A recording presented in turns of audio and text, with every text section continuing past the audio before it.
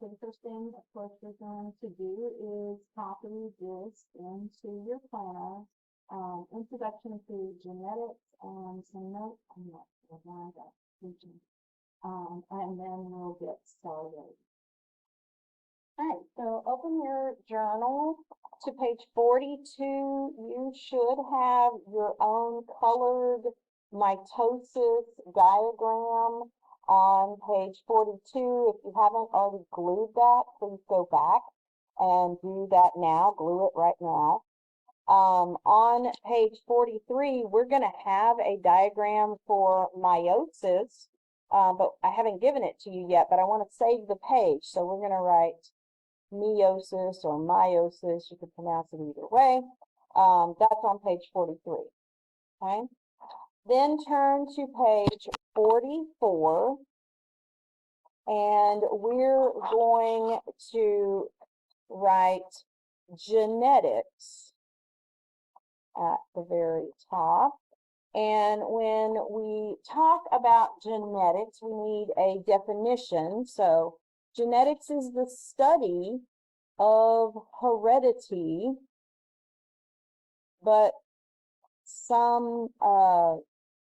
most of us might need a definition of heredity. So when we talk about heredity, we're talking about things that you inherit from your parents, or genes that are passed down to you, characteristics and traits that you get from the genetic material that your parents have. So we would say that heredity is the passing of genetic information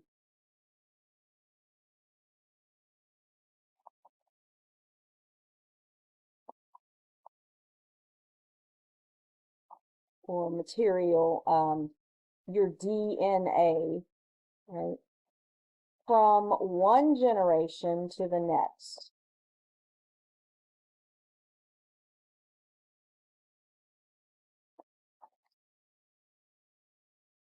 So like your parents passed on genetic information to you, their parents passed on their genetic information to them. Now, quick review. If we have a drawing that looks something like this, we know that this is the cell. We know inside you have the nucleus. And then if we were to enlarge one of these X's, and kind of draw it enlarged, and then put a little button, so to speak, in the middle. That middle part that holds these together is called a centromere. The whole thing is called a chromosome. And one leg is called a telomere. You don't need to know the telomere part.